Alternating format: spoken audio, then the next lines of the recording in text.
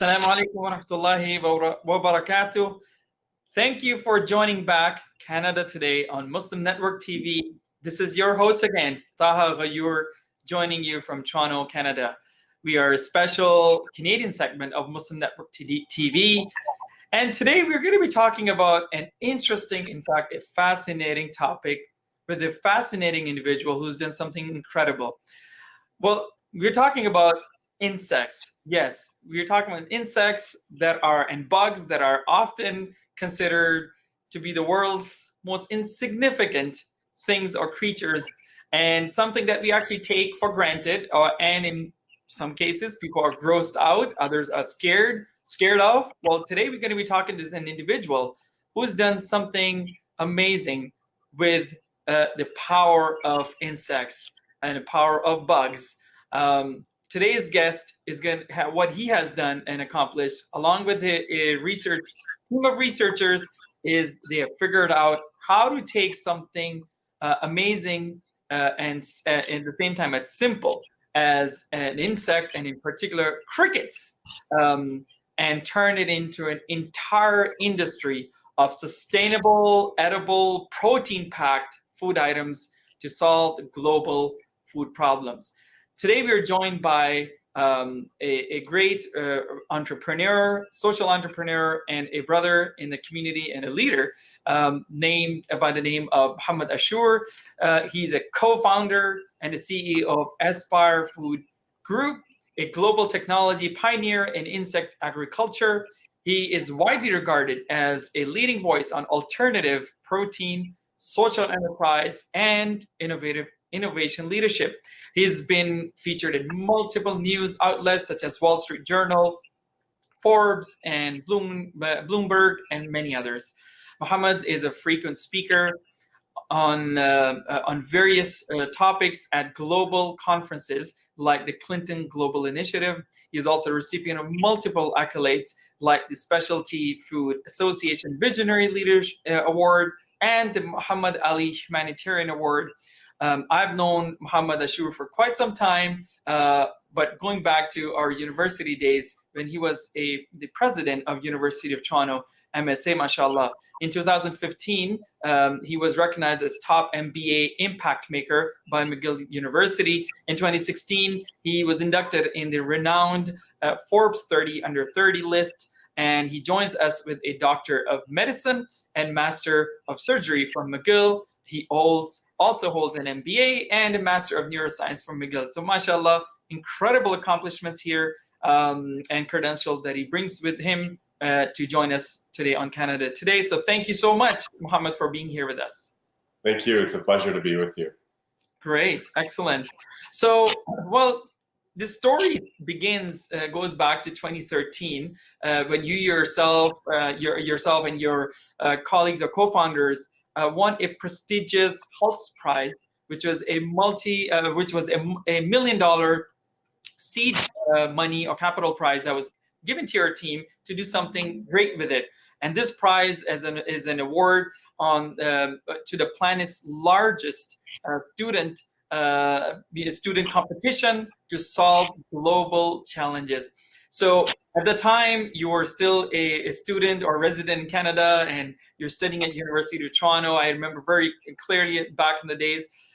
So what were some challenges or that you were trying to tackle at the time, and what is that one problem you were trying to solve that led you to this incredible journey of launching an entire industry? Yeah, it's a great question, and I think to really answer that question, I'd have to kind of take you back to the genesis of starting this business and kind of what led to doing this in the first place. You know, I was born in Saudi Arabia to Egyptian parents, so my roots are firmly in North Africa. You know, growing up, I could really be anything I wanted to be in the world, you know, as long as it was a doctor or engineer. But in all seriousness, although I'm sure a lot of people can relate to that, I actually grew up with a real fascination for science and a real fascination for clinical medicine in particular. And not only that, but I also grew up with a simultaneous skepticism towards business. So, growing up, I always perceived business as a vehicle where the main driver is to enrich shareholders and to enrich individuals and to concentrate wealth and success amongst the few. And therefore, there's kind of this tension where if your goal is to maximize profits, you're necessarily going to do whatever it takes to accomplish that. And that can sometimes mean compromising the environment, compromising people's welfare, compromising, the broader benefits to society. And that was very much a worldview that I held for most of my life growing up and even in my university years. And for that reason, business never appealed to me. Also added to the fact that on virtually no side of my family's, either extended family even, did we ever have any real entrepreneurs. So not only did I grow up without a direct, relatable role model entrepreneur, I also grew up with a parallel skepticism or even distaste for business as a vehicle to induce change. And in effecting positive change has just always been something that drove me personally and really drove my purpose. And it's firmly rooted in our faith, that everything we do has to be additive and has to be beneficial. And we have to think about, yes, what are we disrupting, but what are we displacing and all of that. So for me, a career in medicine seemed like the very, very noble, obvious path to channel that desire to serve others while at the same time satisfying my intellectual curiosity and, pursuing something that I personally deem challenging and worthwhile. So, but oftentimes we say that, you have your plan and Allah has his plan. And of course, Allah's plan is always the one that advances.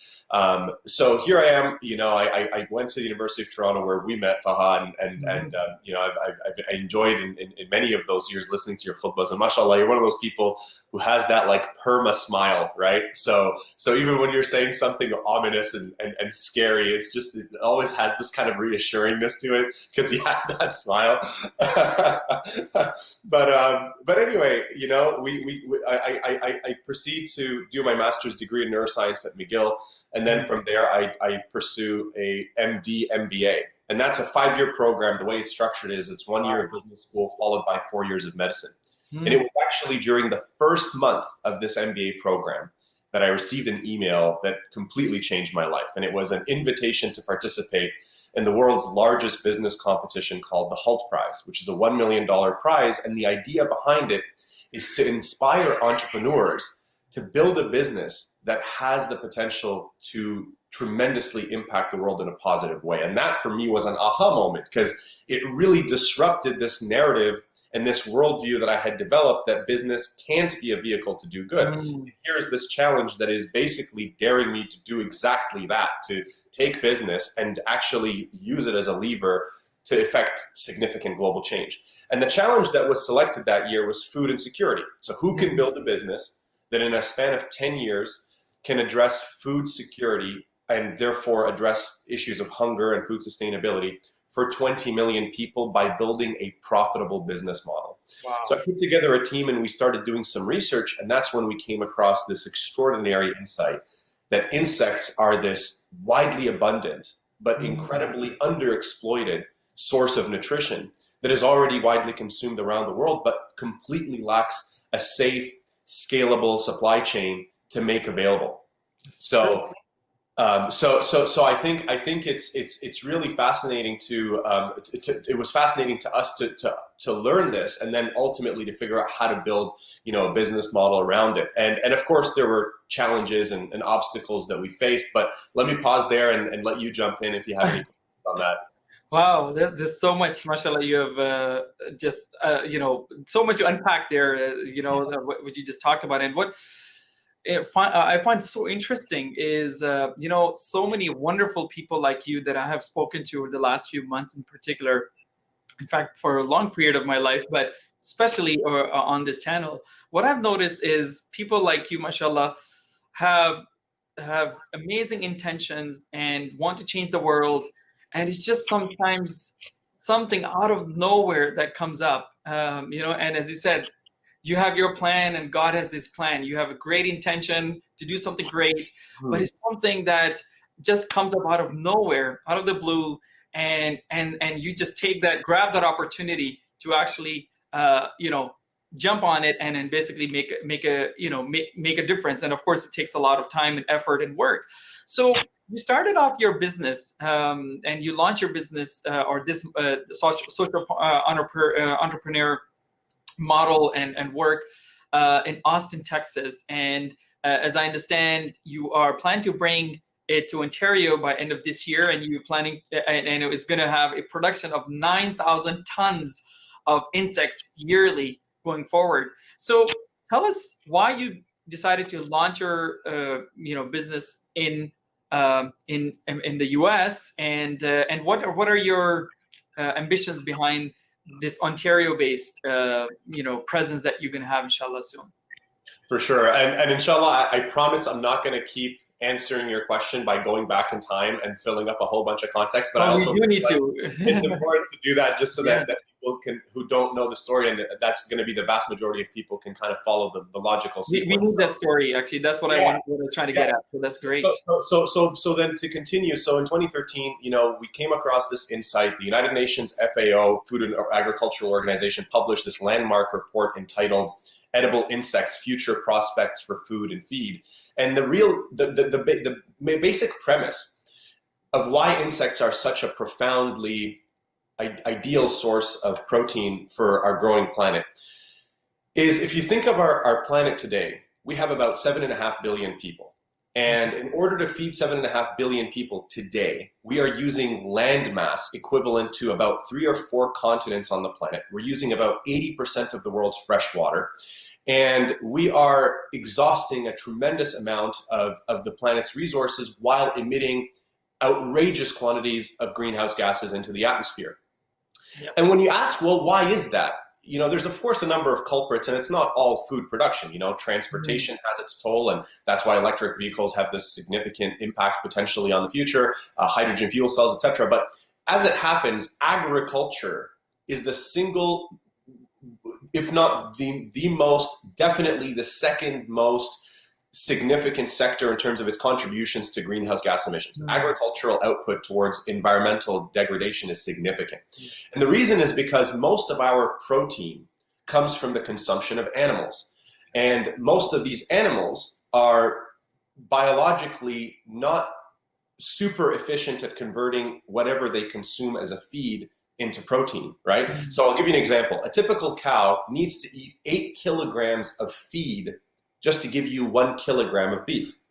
So if you start thinking about how much beef we consume globally, and you start thinking about how much land you have to grow crops as feed for these cows, and the supply chains and the processing and the transportation to deal with the logistics, you begin to realize why over the last decade, we have functionally deforested 91% of the Amazon, right? So some of the most biodiverse land on Earth with some of the richest ecology has been cleared away just so that you can add farms to farm soy and corn, so that you can take that corn and soy and, amongst other things, feed it to cows, right? So when you begin to realize that our current food production model is woefully inefficient in that scaling it up, the biology of the cow is the biology of the cow. So adding more cows just means you need that much more land and that much more resources. So what that means is, if our planet is going to continue to grow, and this is the problem right now. The problem is, at the very same time we are seeing a shrinkage in resources, we are seeing growth in both population and appetite. So that is a collision course waiting to happen. And so for us, if we believe there's going to be a significant spike in population in the next 30 years, which is going to happen, inshallah, we're expecting about 10 billion people on Earth. And we need to, and we're going to need to double our food production from what it is today, according to the UN FAO. Then that means we need to identify ways with which to produce more food using less resources.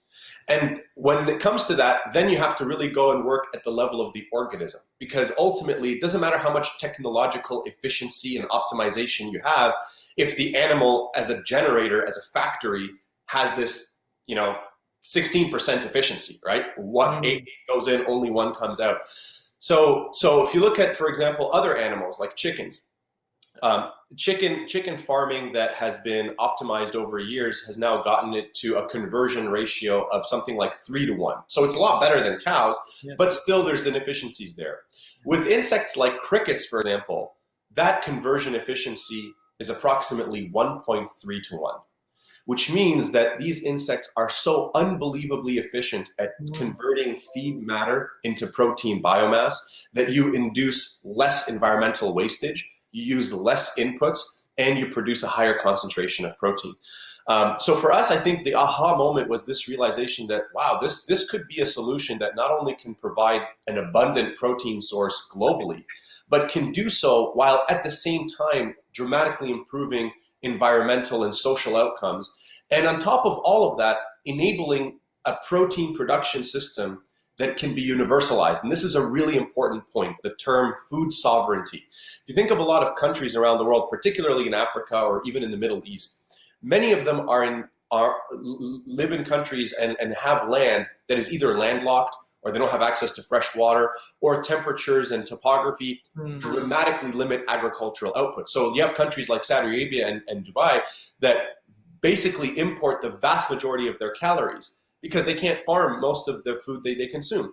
And that creates a crisis. And we've seen with the coronavirus pandemic, especially back in March and April, when thousands and thousands of tons of milk were dumped, and hundreds of thousands of animals were slaughtered. Meanwhile, people were experiencing hunger and food prices went up. And that's because our global food supply chain is just so intricate and so interdependent. So when you can create a food production system, like if you can build these vertical farms where you could actually produce protein from insects, and these farms can be deployed virtually anywhere in the world because they're climate independent, they're geography independent. You just need an electrical source and you could basically set up these facilities. Then all of a sudden you can actually enable entire countries that historically never were able to produce their own calories, never mind their protein, to all of a sudden be able to produce protein locally and expensively. So that was kind of the idea. Now, when we first started, we needed to, and this is a really important point, especially to any aspiring entrepreneurs on this conversation, the idea that you have, the vision that you have, will be stress tested and subjected to a tremendous amount of iteration. And so don't be discouraged if you find that the first iteration of the idea that you have proves non-viable, because you can continue to iterate and then ultimately refine it to a model that does work. So in the very beginning, remember, I didn't grow up like farming bugs at home. None of my co-founders did. Like, we were actually extremely sector agnostic when we confronted this problem of food insecurity. But when we came to the idea of insects, the first thing we realized, okay, the first thing we need to do is we need to ensure that we can actually farm these insects, because it's wonderful that we have this cool idea, but like, if you can't actually viably and economically farm these insects repeatedly and reliably and safely from generation to generation, then the entire business model collapses. So we selected 3 geographies and 3 different insects to sort of run pilot tests on. And the idea wasn't that we were going to now build all 3, even if all 3 proved viable, that we were just going to pick probably one and focus on that one. And those geographies were Mexico, the United States, and Ghana. And the insects were palm weevil larvae in Ghana, crickets in the United States, grasshoppers in Mexico. Within 3 months, we ruled out the sort of grasshoppers as a species. So even though grasshoppers are widely consumed in Mexico, and believe it or not, when they come in season, they're actually more expensive than beef, pork, and chicken combined. Oh, wow. That's because grasshoppers, and this is true for the entire insect supply chain globally. So the United Nations FAO tells us that there's 2 billion people around the world that eat insects. And when you visit these countries and you do meet the communities where insects are consumed, you quickly learn 2 things. One, this is actually the food of the wealthy, because these insects are hand-picked. They're wild harvested, right? There's no farming or anything like that.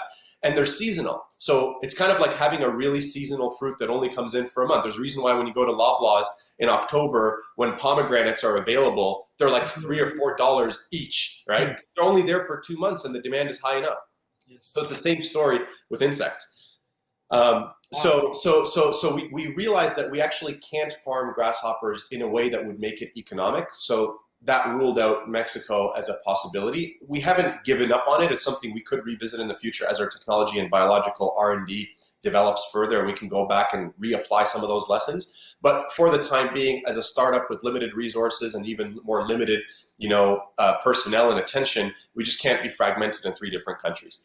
The story was very different for the United States and Mexico, however. So with the case of crickets, we knew that there was actually a very significant kind of cottage industry for farming crickets that is spread out across not just the United States, but even in Canada, where small kind of farms kind of, have been farming crickets for years with the primary purpose of selling them to fishermen who want to use them as bait for fishing, or as live reptile feed for people who have like pet snakes and pet geckos and things like that, right? So we realized that model, so then let's go see what are some of the best practices and approaches that people are taking, even if it's cottage style and even if it's rudimentary, and build on that. And that was what led us to, I think, our first stage, which was proving that biologically you can farm both crickets and palm weevil larvae, and that it can be a viable business model that you can develop. Now, the second thing we came up against is sometimes where you develop your product is very different from where your market actually is, right? So in our case, in order to develop the technology and the capabilities around industrially producing insects, we needed talent that is pretty global, and attracting that talent to a country like the United States is a lot easier than, let's say, if we were to set up our headquarters in West Africa, where it's much harder to be able to bring in that talent and have people expatriate and things like that. So there are some just pragmatic reasons why, building your business, especially when it's very R&D and CapEx intensive, when you're going to need a tremendous amount of specialized talent and a tremendous amount of capital, to do that where tremendous amount of talent and tremendous amount of capital is available, even if that isn't necessarily your end market where you're planning to sell your product. But for us, there was in fact an interest in the United States market for food. Now, remember, 2 billion people eat insects in the world, which means the rest don't. And that's still about almost 6 billion people who do not. So insects are, for the vast majority of people, not food. And even worse, the opposite of food, something that you go out of your way to remove from your environment and your home because it's a pest, or because it ruins your crops, or because it's a nuisance, etc., etc. But for us, our realization was, if you look at, and if you forgive me, I'll give you a quick anecdote just to illustrate this next point. So if you look back in the 1980s, when quinoa kind of really broke onto the scene, and then later in the early 1990s, and it was largely driven by vegan and vegetarian consumers who found this like superfood, high protein packed, plant-based, alternative. So all of a sudden, now quinoa is farmed in a very, very limited number of countries, including Bolivia and Peru, for example. And in those countries, quinoa is a staple. It's kind of like rice or lentils, right? It's like the protein source that the poorest people in society depend on. So what happened was, when demand for quinoa, skyrocketed from Europe and North America, local farmers in Peru and Bolivia began to export their quinoa as opposed to selling it locally, because they were able to make 3 and 4 and 5 times the amount of money by selling it overseas, because the North American and European market was so willing to pay such a premium, right? So what happened is, ironically, Bolivia and Peru were now producing more quinoa than ever before. The farmers were getting wealthier because they were being able to sell it at a tremendous price. And yet the poor people in those countries entered into a state where they were all of a sudden unable to afford the very staple that they depend on, because they're priced out. They can't buy it because the farmer's opportunity cost is so high. Why would a farmer sell it for 1/5 of the price when they can sell 100% of their yield at 5 times the price, right? Yeah. So that is a perfect illustration of the fact that you could be a vegan in North America in 1992 with the greatest intentions to help the planet, and unbeknownst to you, your consumption decision has had this effect, this negative downstream effect on, making it difficult for the poor local people to access a crop that they depended on. And that, for me, is a simulacrum, is a perfect metaphor for the fact that if you go back to the founding premise of Aspire, we want to address hunger. Well, hunger is predominantly, not entirely or exclusively, but predominantly a phenomenon of poorer countries, right? Yes, we do have some food deserts in the U.S., and yes, we do have some people who go hungry at night in Canada. But for the most part, those are exceptions to the rule, right? And when they do become publicly known, the outrage and support and GoFundMe and Launch Good and all these things that happen to solve those problems overnight are tremendous, right? Yes. Whereas in other countries, that's just not the case. And so, but for us, we realized we are facing two problems. We're facing the problem, which is acute, of people who are going hungry to bed every night. That needs to be solved. But we're facing a bigger, chronic, and probably far worse problem, which is we are actually physically consuming our planet, right? Yeah. And it's kind of like the whole vaccine thing that we're seeing today. You know, who's first in line when things go bad? It's always the wealthy nations. They can secure all the vaccines, all the food for their countries. And then once that's taken care of, all whatever's left over goes to the poor countries. So even though the United States, Europe, and many of these countries that are far more developed are contributing more to greenhouse gas emissions, China, than Ghana or Kenya or any of these other countries, the fact is those countries are the first that are going to face the dire consequences of climate change because they will not have the supply chains and resources. So that left us with the realization that if we want to be authentic about our objective of addressing long-term food insecurity in Africa, we actually have to address the underlying bigger problem of our food habits in North America. And if we can get Western consumers to place less of a stress on the planet in terms of their consumption, then we slow down and mitigate these effects of climate change, which can have very debilitating effects on these countries long term. And that's a big part of why all of a sudden, instead of thinking, well, there's 2 billion people who eat insects and it's an acute issue, so let's just focus on that, we realized we have to take on the paradoxically more challenging task of trying to convince North Americans and Europeans and Westerners to eat bugs. Yes. And that's a complex marketing challenge. So let me pause there because inshallah we'll, I'm sure, get into that. No, you covered everything I was going to ask you. Wow, that's great. Excellent. You made my life so much easier. Well, you know, just tell me, how does a bug taste? How does a cricket taste? I mean, you know, I have not tasted one. I would love to, inshallah, get to a point where I'm able to. And I think this is exactly what is needed, is that whole paradigm shift and that whole mental shift that we need to, as individuals living in prestigious, living in, you know, in the society that has so much privilege and access to anything and everything in the world, need to start doing. So I was just curious if our viewers, majority of them probably have never tasted one, how does it taste? Yeah, so it depends on the insect. So let me depart from my tradition and actually answer your question directly. Then I'll go back and give a funny story.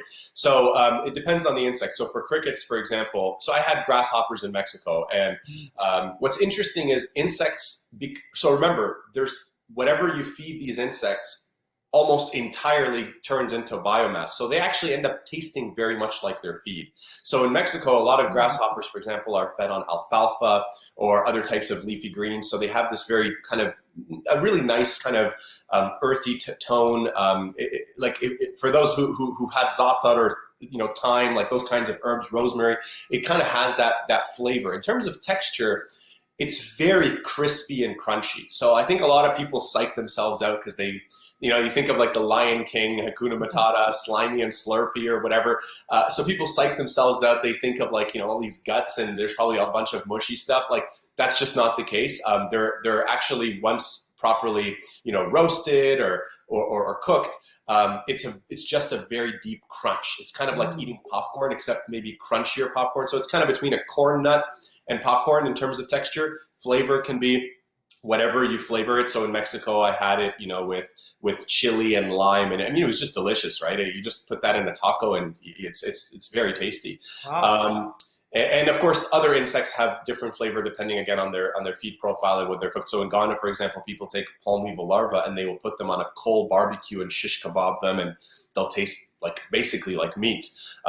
So again, it's really a function of the insect. But let me tell you about the first time I had an insect. So so back in the Hull Prize, we applied to this competition. There's 5 of us from McGill University. And unbeknownst to us, we're going to compete with 10,000 other companies from around the world. Okay, so this is a global competition reaching 180 countries, 10,000 applicants from around the world. We get selected to the semifinal stage, which it now involves 250 companies. And then they split us into 5 different competitions of 50 each, right? So we were in Boston competing against 50 teams. And in that semifinal round, which was in March of 2013, only one winner emerged from each of those 5 pools, producing 5 global finalists now vying for the $1 million prize. Wow. So when we won the Boston semifinal, alhamdulillah, come back home, and home at the time was Montreal. I was at McGill, doing my studies. And the next day I get a phone call from, I think it was CTV News or CBC Breakfast Television, one of those morning breakfast television shows. They asked with our achievement, and they think this is so fascinating, and they'd like to invite me to their breakfast show. But there's a kicker. The host of this program is a foodie, and she's extra fascinated, and so she asks, is it possible that I can bring crickets for her to try on the show, right? And it's funny, so even before this, so 2 days before, when we're up pitching our business at this semifinal round in Boston, actually one of the judges asked me a question which I want to get out of the way, because I'm sure this may be on the back of the mind of some of your viewers. They actually asked me, have you looked into the religious edicts behind eating insects? And we're thinking particularly, like Muslim countries, or how would Islam or how would Christianity look at this? And actually I went up to the podium, and of course I had done my homework, and I made this joke. I said, of course, get Mohammed to answer this question. Everybody laughed. But so let me address this to this point very quickly. So the Maliki school of thought universally permits the eating of any and all insects. As long as there's no evidence they can harm people directly. For the other madahib, specific insects have been called out as halal. So for example, hopping insects like grasshoppers and crickets, and the fatwa councils across the world, and all these are available on our website and other websites of other, associations of our industry, have very specifically and clearly identified certain insects. And there's examples of the Prophet ﷺ and the Sahaba consuming locusts and other types of hopping insects. When it comes to worms, there's ikhtilaf and differences of opinion as to whether or not, it's halal or haram, based solely on the feed source of the insect. So for example, there's companies out there that farm insects by feeding them waste or trash or feces. That becomes khabith, and that can't be consumed by people. But if you can demonstrate that you're using, a food source that is organic or clean or any other way pure, then that's a different story. And then, and this is all to say nothing of the argument of darura. So then all madhab also universally agree that if there is a darura, obviously if there's a need, if there's poverty, if there's hunger, and if this is the only widely available, of course it's acceptable. Happy to dive into that in more detail, but I'm glad you brought this up, because actually this was a question I was going to ask: misconceptions that people have about insects, and what is a Muslim community's reaction. So let me ask you this then: who are currently your primary consumers or customers? I mean, who are buying your products at the moment, and where are they? Yeah, so we have customers. So I remember how I mentioned that we did a pilot in Ghana and in the United States. So over the past 5 years, both have matured, but are also so distinct as business models, farming different insects with different geographies, that we actually spun off the Ghana business. It's now Legendary Foods Africa, and it's run by one of my co-founders, Shobita, who's now the CEO of Legendary Foods Africa. Wow. And as far as Aspire, our focus is fairly global. So the markets we serve, before I describe geographies, let me describe who are the actual end users, or what are the products intended for. So we have products that are made for people and pets, right? So if you think of cricket protein, what you do is you take crickets, you mill them into a protein powder that is essentially odorless and tasteless and protein packed and full of vitamin B12s, etc., which can then be added to fortify any food product you can imagine, from bread to pasta to protein bars, supplements, things like that. So think of it as a substitute for whey or soy or lentil protein or any of these other soy, protein powders. The same is true for pet food. So let me quickly just jump in here, and this is going to probably be unique and bizarre to a lot of Muslims, because I think generally speaking, Muslims are not a very pet owning demographic, with some exceptions, right? I mean, Abu Hurairah, I mean, of course, it's in our tradition that we're supposed to be loving and kind to pet animals, but generally speaking, you know, I certainly didn't grow up with a lot of my Muslim friends having tons of pets at home. So at any rate, the pet food market in the last 20 years has absolutely exploded globally and especially in the United States. So just to put that in perspective, in 1999, consumers in the United States were spending $9 billion a year on pet food. In 2019, so 20 years later, they're spending $33 billion on pet food. So you're talking about a tripling of the market size in a 20-year period, which is unparalleled in, let's say, human food categories or any other areas, right?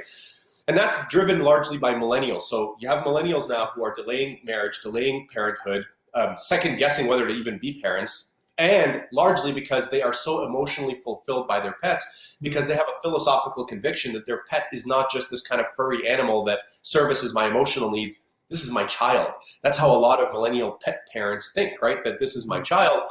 And when you start thinking like that, you begin to see that a lot of thoughts quickly follow. So, well, if this is my child, then why am I feeding them food that I would never eat, right? Like most dog food and cat food that's in a can is like the remaining waste matter of like chickens.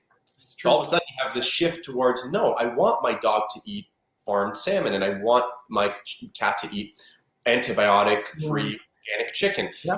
All of a sudden, paradoxically, pets are now contributing to climate change to the same degree, possibly more. And then the reason why I say possibly more is even though there's less pets than humans in North America, pet food is consistent for the entire life of the animal, right? So you and I, like, we might eat meat once or twice a day, but we can probably go on for a week easily. Whereas if I'm a dog or a cat, I have a specific regimented diet that is entirely, let's say, chicken or entirely turkey, and that's what I eat every time, every day for the duration of my life. So the per capita consumption of meat of pets is outrageously high, right?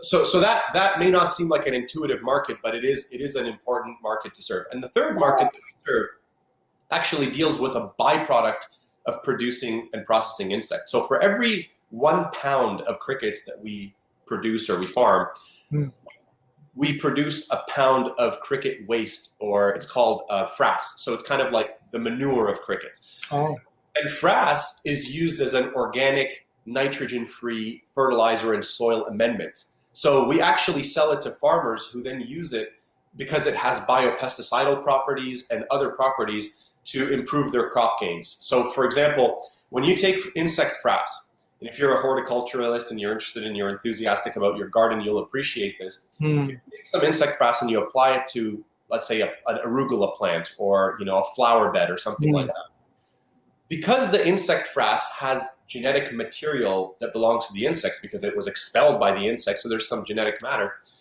the plant is fooled into thinking that this frass is actually insects. And so it mounts an immune defensive response to protect itself from this potential assault by these insects. And what that ends up doing is it ends up making it immune boosted so that if an actual pathogen comes, it already has the defense built in. So it almost serves as kind of a vaccine for plants in a way. Now, this is like all plants universally, but it just goes to show you that what would have otherwise been a waste product that we would have discarded goes back into our agricultural food chain to induce better production of plants, improve yields, reduce mortality, and that sort of thing. Wow, so many amazing byproducts of this. I mean, thank you for putting all of that in perspective. And I want to, mashallah, you're so passionate about this. I would love to keep talking about crickets itself and your entire industry that you have pretty much, founded or co-founded, mashallah. I want to switch gears a little bit, and I want to talk specifically about you and your life and your aspirations, your motivations, and a few things about that as we try to conclude over the next few minutes. I wanted to ask you, first of all, what was the biggest challenge that you ever faced in your life and how you overcame it? That's a very good question. I think when I look back to it now, I feel that, and it's an ongoing challenge, frankly, it's probably the geographic disbursement of my family. So I was born in Saudi Arabia, and then we immigrated to Canada in '98. I was, I think, 12 at the time. My mom stayed with us. My dad made the very difficult decision, which we are so grateful for until today, to keep his job in Saudi Arabia because he was unable to get employment that would remotely compensate him the way he was overseas, so that he can afford us a standard of living and fund our education and, help fulfill this vision he had for his children, which was to really help advance our dunya, but also our akhirah related advancement. And until today, my parents are actually in Saudi Arabia. In fact, I was just speaking with my dad this morning, and of course, on a weekly basis, I harass them and nudge them and talk to them about retirement, and then all of us kind of consolidating as a family. So I would say that's been a real challenge for me personally, just because family is so unbelievably precious. There's very few people in the world who love you unconditionally, and of course, your parents are probably amongst those very few. As your parents age and as life around you kind of you spend a lot of time, together. So I think for me that has been a very significant challenge, and one that inshallah we'll be able to overcome. But of course, there's been challenges, in other areas of my life, professionally and others. But I'd say the biggest thing is family. SubhanAllah, and that's sadly a dilemma for so many immigrant families. And may Allah subhanahu wa ta'ala unite us all and keep us together as much as possible. And good thing is, alhamdulillah, we are now a lot more virtually connected, at least, than we were before the pandemic. But still, it is a challenge for a lot of people like yourselves whose parents are in different places, and perhaps siblings and other family members. So, well, thanks for sharing that. That is an interesting challenge that sometimes we don't think about, and even actually something we take for granted, in fact, if you have parents around you all the time. So thanks for sharing that.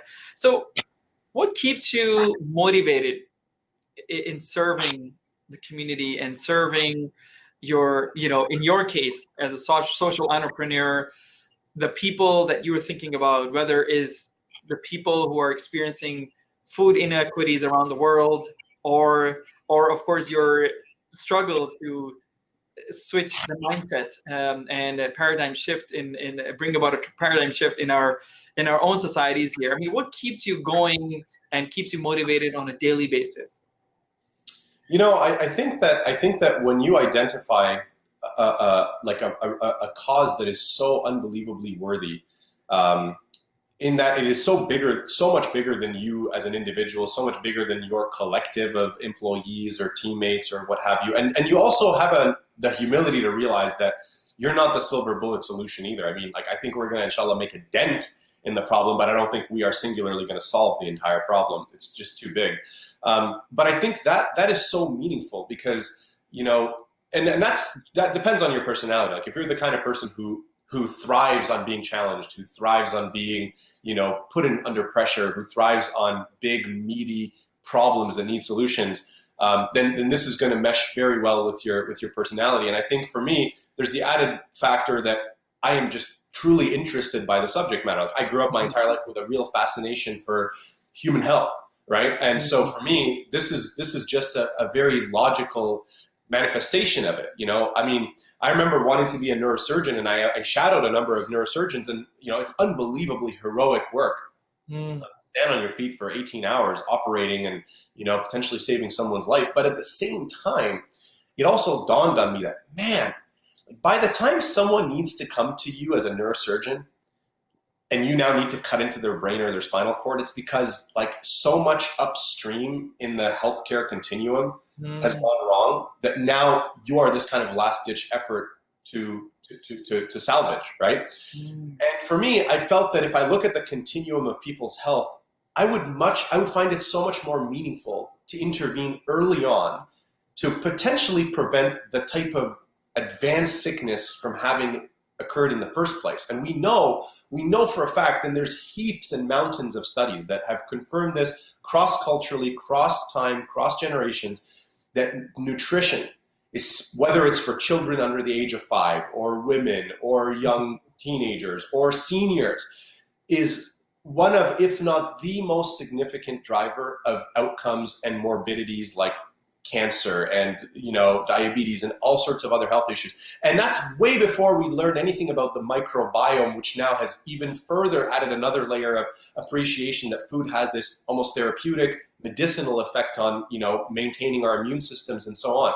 So I think for me, there is just this true fascination with the subject matter. So if it's something you're really interested in, that truly piques your curiosity and you enjoy learning about it, and if it's a big enough challenge, I think that enough is going to be sufficiently motivating that you're going to just be constantly, interested. And I think this is so true for our generation and the next generation coming up, I guess the Gen Xers or Gen Zs, I don't know what the alphabet is anymore, but, it's like everybody now wants purpose. You're seeing companies like Apple and Microsoft whose like employees are protesting because of this social issue or that social. It's not enough for you to be building a beautiful product anymore. You have to have heart and soul and a real like meaning, and it can't just be performative. It can't just be CSR. It can't just, because people see right through that.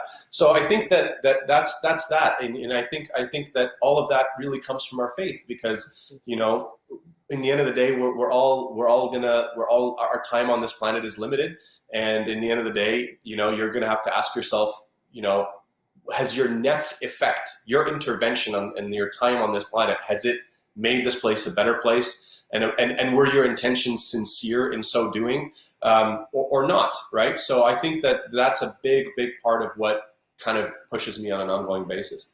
MashaAllah. I mean, I wish there were more people like you who always wanted to live a life of significance and have a positive impact the way you're doing. And this is really what we all need on a day-to-day basis. Now, did you ever feel like giving up? So it's a very, very interesting question, and I'm glad you asked it, because I kind of have a bit of a nuanced perspective on this. So the short answer is, I definitely had moments of self-doubt, which is, I think, a precursor to giving up, right? But I think giving up has a stigma around it that suggests that a person is weak or, didn't have enough heart to see the course all the way through. The fact of the matter is, in business especially, like, let's say someone has a child and that child gets diagnosed with cancer. As a parent, you don't give up on your kid, right? You will take them across the planet. You will take them, if you hear about a experimental treatment in Zimbabwe that could save their lives, you will get them there. You will charter a plane. You will get into debt, because that's what parents do, right? And you will never, all the way through, and you will be there with your child until the moment they die. And when they die, you will still feel like you could have done more, but you'll at least carry the knowledge that you did your best, right? Business is not your child.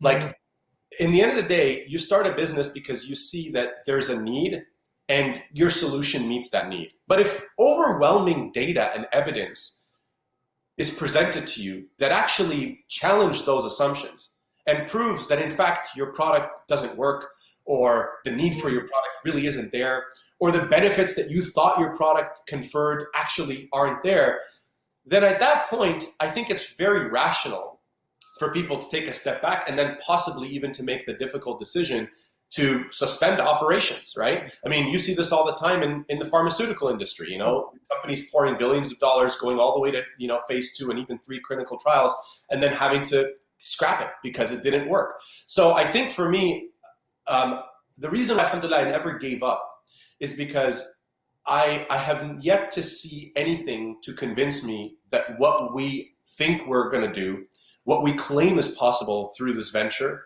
is actually not possible at all, or even worse, that we're actively harming the world without even realizing it, right? And if such evidence does materialize, of course, I will feel compelled to do the right thing, because I'm in this to do the right thing, not to build a specific company or to eternalize a particular brand name or anything like that.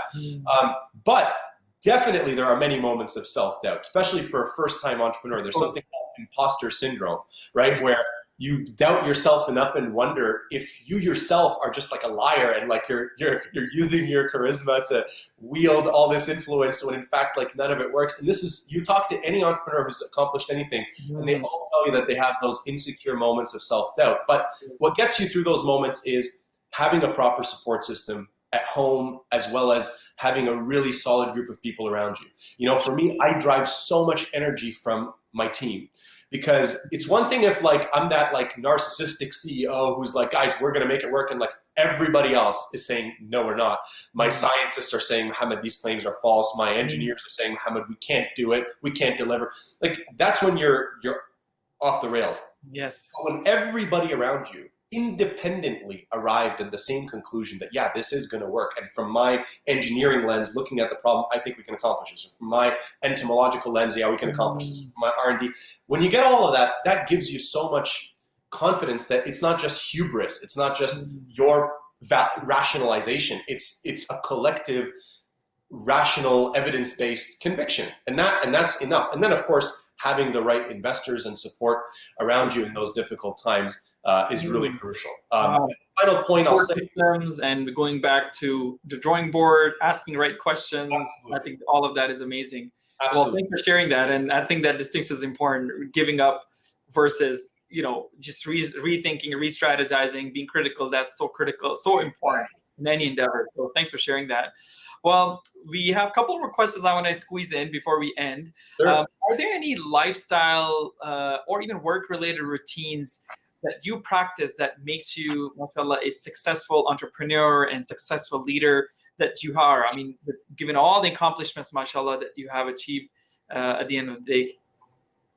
Yeah, alhamdulillah. Look, I don't want to, like, the problem with questions like that is it sounds almost like a victory lap. Like, oh, I'm so successful, so here are the things. We're all trying. We're all. Yeah. But, look, the first thing I want to say, and I say this in virtually every interview, every podcast I ever do, and it's one of my favorite quotes, and it's by an environmentalist named George Monbiot, based in the UK, who said in the beginning of an essay, he wrote this, the first sentence of the essay was, if wealth was the inevitable result of hard work and enterprise, every woman in Africa would be a millionaire, right? And I think it just, like, that's enough said. Like, it shows you that there's this other factor of tawfiq, people call it luck, people call it whatever, that's there. Now, what are some habits that I feel have been very helpful to me personally? Improving my communication abilities. And that doesn't just mean my ability to speak, which is important. And the only way you can become a better speaker is by speaking more and getting feedback and, that sort of thing. But in actually understanding the nuances of how to communicate with your team, how to manage communications, how to ensure transparency, how to introduce means of communication that help everybody have a level playing field where they can communicate according to their abilities. Because in any given company, you have probably an even distribution of introverts and extroverts. And you can't just have the loudest people always be the ones who get your attention. So you have to really ensure that you embed in your environment a system that allows for information to come at you from virtually every single person. And the way I do that habitually, personally, in my own life is I read a lot and I write a lot. So I don't write like publicly necessarily, although inshallah in the future maybe I'll start publishing some stuff. But I actually keep the equivalent of a journal or a diary. And it's so unbelievably therapeutic for me to sometimes just literally just get it out of my head on a screen and just write it down. Even though there's no intended audience, I'm just saving this file and it just gets stored away and maybe it'll never be read by anybody, or maybe I'll revisit it sometime in the future. But the process of doing that, it forces you to slow down, to reflect, to think when you write, because you don't just write like you speak, you're thoughtful, you pause, you give benefit of doubt, and all of a sudden you find that the process of writing some experience you just went through or some difficulty or some success, it itself gives you a chance to recalibrate your initial emotional reactions and to appropriately place them in their, put them in their place. And it has the byproduct of helping you become a better writer, because again, it's a practice makes perfect type of thing. I would love to talk more about this. This is a topic that I'm so passionate about myself. Inshallah, maybe in the future show, I'd love to talk about with you and some others perhaps about the power of writing, and of course, other forms of communication that are, and so many facets to this conversation. I'd love to explore that with you further. So thanks for sharing that. That's great. I mean, writing is again, I can go on and on, so I'm not gonna go there now. So two more things. Who are some people around you, whether at your work or in your family or in any sphere of life, that are a source of inspiration for you? Yeah, alhamdulillah, I'm really fortunate that there's quite a few of those. I mean, in my own personal life, my parents, and I don't want to say this to sound cliche, but they're just extraordinary human beings. And I've learned so much from them, not just from their words and deeds, which they have, of course, repeatedly inculcated and advised and scorned, but just from their own actions and their example. There's nothing worse growing up than the cognitive dissonance between your parents telling you to do something, but then they themselves not practicing what they preach. MashaAllah. I've been immensely blessed with that. And I recognize it as a blessing because I have many friends who are way better than I am, and subhanAllah, they weren't even blessed with a father they grew up with. So those people are just unbelievable. And this is just a plain matter of fact. There just can't be and isn't a role model that is more complete or effective than our own Prophet Muhammad sallallahu alaihi wasallam, right? Like, and not just because of our faith, but because objectively speaking, what he managed to accomplish, whether it's in business or in work or in military warfare or anything he touched in a 23-year span, and all the lessons embedded implicitly and explicitly in all of it is so unbelievably rich and profound. And as far as, contemporary role model, alhamdulillah, I have a lot of amazing advisors and mentors. John Chambers, the former CEO of Cisco, is an amazing mentor of mine. So is Darren Entwistle, the CEO of TELUS, and a few others as well. And these are amazing business people who are also great human beings. Hamdi Ulukaya, the CEO of Chobani, the yogurt company in the US, very, very amazing story. Great human being, mashallah, does a lot of great for the community. So there's a lot of people that I've learned from. And I think one piece of advice I would like to share is mentors and advisors and role models, think of it more as a garden than a single plant in your house, right? Like, for example, I take from Elon Musk his unbelievable audacity, his vision, his ability to just have that ability to think about disrupting something so big, and the altruistic motivations, I hope, behind it, which is to ultimately serve the planet. But I also leave a little bit of the narcissism and the other things that aren't great. So you have to be really careful. What is it that you are specifically looking up to an individual on, and take that thing, but don't necessarily feel like you need to take the whole package, because oftentimes the whole package is not a good package. So don't confine. The only role model that can have that complete package, honestly, is our messenger. Everybody else, it's a garden. You pick what you need. Beautiful. Thank you so much. This actually is a good segue to my last question, and for that you have 30 seconds. Can you give us top 3 pieces of advice for anybody young as you were a few years ago, and younger as you were, mashallah, you're still young, wanted to change the world and want to get into some sort of social enterprise idea? What advice would you give to them today? Okay, I'll try to be very quick. So number 1, understand that it's a journey that's going to require way more than yourself. So you need to understand what is the problem you want to solve. You need to articulate a clear vision around it, and you need to understand that it's going to be a challenge, but you have to, and it's your responsibility to galvanize the human and financial capital to make it work.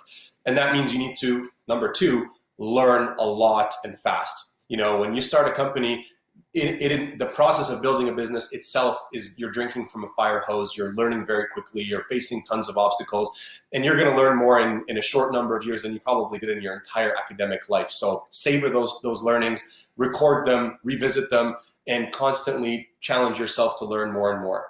And then I would say the third thing, and this should probably been the first thing, is before you start your own business, if you can, and I think nowadays you can, go work for a startup, because that way you can get the exposure to an entrepreneurial environment, to an entrepreneurial setting. You can see what it's like, but you just don't have to do it on your own dime.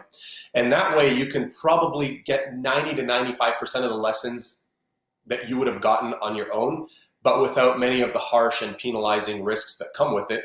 And that way you can be prepared to then start your own business. So if you have the luxury to join a startup at an early enough stage and to learn from that startup, you should consider doing those strongly before starting your own company, unless there's a burning need or problem you want to solve that you can't wait and you want to jump into, in which case, go for it. Awesome. Thank you so much, Brother Mohammed Ashour. I mean, this was phenomenal. I'm inspired myself, learning so much from you today. So thank you so much for your time. Really, really appreciate it. And inshallah, we look forward to having you again to learn more and talk to you more about many other aspects of your life and your experiences in the near future. Jazakumullah khair, and thank you so much for your time. Well, yeah, it's a pleasure. Thank you. Thank you. Well, folks, unfortunately, it's a wrap for this one. I wish we could have talked more. Mashallah, we heard from someone who thought out of the box and took the power of bugs and insects and turned it into an alternative food industry, which is something that will, inshallah, will have an impact on not just a few hundred, a few thousand, but millions of people around the world. So thanks to the creative thinking and the love for challenge and living and the desire to live a life of significance, we see such beautiful results. So inshallah, I look forward to having more such conversations with people like Mohammed Ashour. Thank you so much for watching. Thank you for your ideas. Thank you for your feedback all these for the past few weeks. Jazakumullah khairan. And once again, you're watching Taha Ghayur on Canada Today, and signing off at this time. See you next week. Assalamu alaikum wa rahmatullahi wa barakatuh.